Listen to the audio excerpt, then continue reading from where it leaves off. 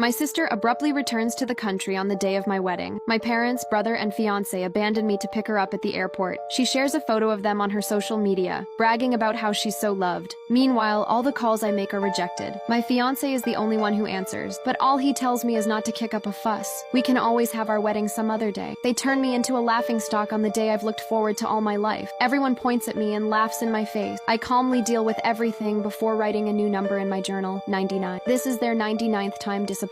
I won't wish for them to love me anymore. I fill in a request to study abroad and pack my luggage. They think I've learned to be obedient, but I'm actually about to leave forever. The door to my room was suddenly pushed open without warning. My brother, Adrian Hoffman, walked in and scoffed when he saw me staring blankly at my diary. "Aren't you a little too old to be writing a diary?" Normally, I would have argued back, but this time I didn't even lift my head or respond. Seeing my lack of reaction, he grew irritated and ran his hand through his hair before snatching my diary to take a look. On it was a single number, 99. It was the number of times they had let me down over the years. Adrian frowned, unable to make sense of it. He tossed my diary onto the floor and ordered, "Stop writing this nonsense. Nina wants to eat the garlic shrimp you make. Go wash your hands and get downstairs. Consider it an apology for that snarky remark you made to her earlier." I only hummed in response before I got up and headed downstairs. Adrian was surprised that I didn't throw a tantrum. After all, every time my family asked me to make garlic shrimp, I would always cry and whine as if it were some huge injustice. He must be wondering why I was so quiet this time. "Sadie, did you switch personalities or something? Or are you planning something sneaky like putting something in the food?" Adrian eyed me suspiciously, trying to see through me. He finally noticed my slightly red-rimmed eyes and stiffened, shutting his mouth. After a long while, he spoke again. "Nina was abroad for a year. She's been on her own for so long, and this is her first time back. We were eager to see her. You should be more understanding. It was just a wedding. We can just push it to a later date, can't we?" I remained silent as I took the shrimp out of the fridge and began to clean them. Right, it was just a wedding. In their eyes, nothing was more important than welcoming my sister, Nina Hoffman, back home. Not even the wedding I had been looking forward to for so long. It had taken me a lot of convincing to secure a high-end designer wedding gown. I had also spent more than 6 months meticulously planning the decorations with my wedding planner. They had seen all of my efforts. And yet, the people closest to me had turned me into a complete joke. My entire family had been absent at my wedding, and even the groom, Brandon Keller, had never shown up. While Nina was flaunting on social media about how many people had come to welcome her home, I had faced the guests' ridicule and dealt with the aftermath alone. Even the hotel staff had felt sorry for me when they had seen how pale I looked. They had urged me to return home to rest, but the first thing my family had done when they got home was make me their cook. I smiled wryly, thinking of my aging parents. I had originally planned to turn down my professor's offer to study abroad, especially since Nina had also been abroad. Adrian was busy with work, and I had plans to get married. But now, I knew leaving was the only right decision. Unfortunately, even though I had submitted my application, I still had to wait 2 more weeks before I could leave.